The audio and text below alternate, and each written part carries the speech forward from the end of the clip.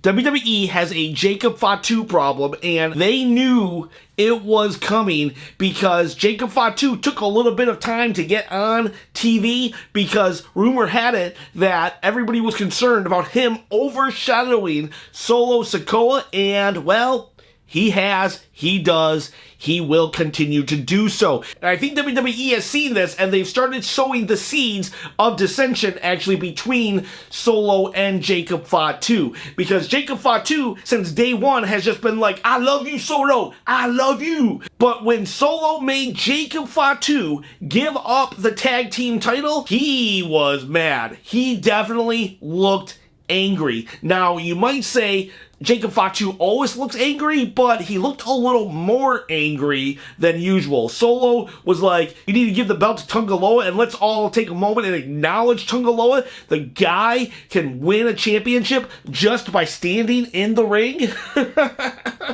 Oh, he's a meme legend. And while we're at it, go check out my Tonga Loa video where I show all of his botches, where he did 3 botches that I've never seen before of 35 years of watching wrestling. Tonga Loa, we acknowledge ya. But anyways, so Jacob Fatu is forced to give the title to Tonga Loa, and he looked angry. Then, on the SmackDown before Bash at Berlin, when they're having a vignette, there's a moment where Jacob Fatu goes to put the Ulafala on Solo, and Solo looks angry and upset and just goes like this. He's like, stop, just don't, just leave me alone. He didn't say any of that, but that's what his body language kind of said. I don't know, maybe he realizes that he's kind of a paper tribal chief, and that kind of behavior is going to cause a wedge between those two, and he can't really afford it because Jacob Fatu is the only thing keeping him in power. So I don't know, maybe the seeds of Jacob Fatu breaking away or taking over have been planted. And speaking of problems,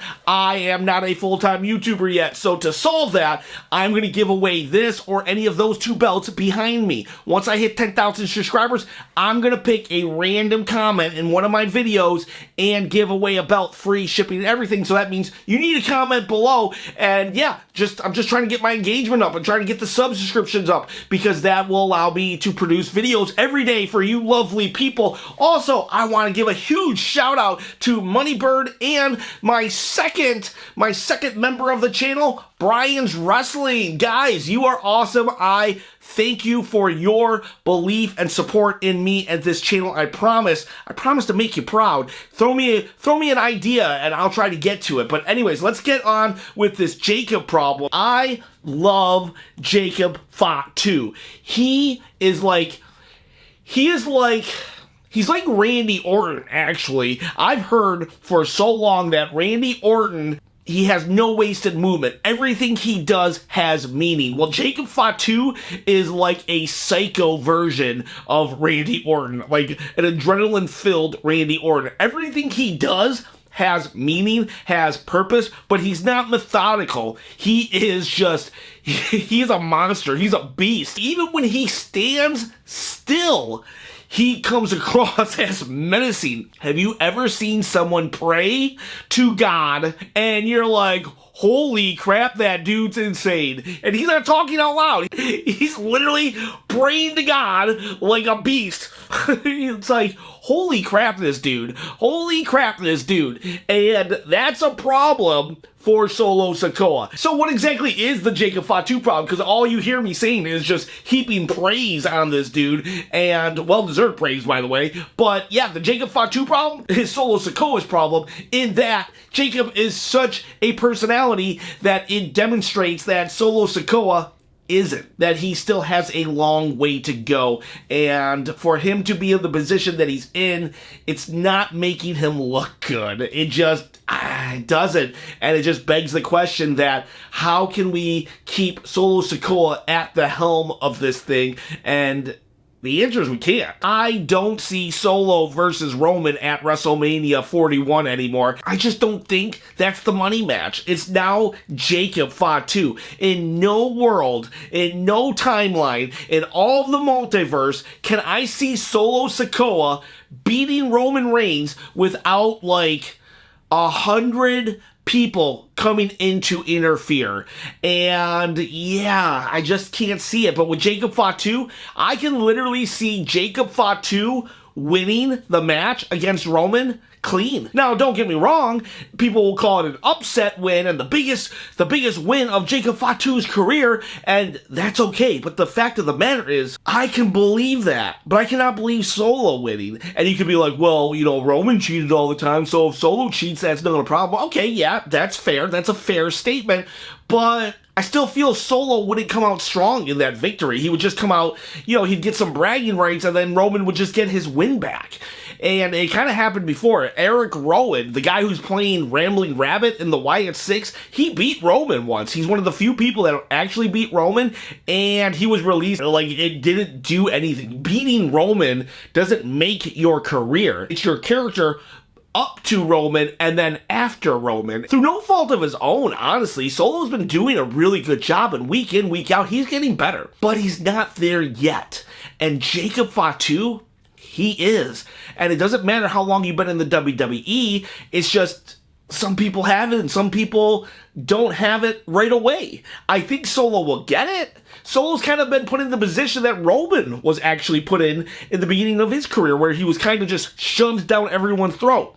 Granted, it's different. Roman was shoved down as a babyface, while Solo was being shoved down as a heel down our throats. And Roman gets it. You can see by the beatdown that Roman got, Roman sold like a champ. He sold like he was going out of business. Jacob Fatu made a statement on Roman, and I don't see Solo being able to do that. Solo Sikoa as the Bloodline leader is, like, he's good, but do I really see Solo Sikoa's Bloodline being able to rival the original Bloodline? Jacob Fatu is amazing, but he can't fight the entire Bloodline, the entire original Bloodline, and I don't know how they're going to rectify that, because Jacob, he has it. Look at this video. This video right here shows why Jacob Fatu should really be in charge of the Bloodline, and that Solo needs to go.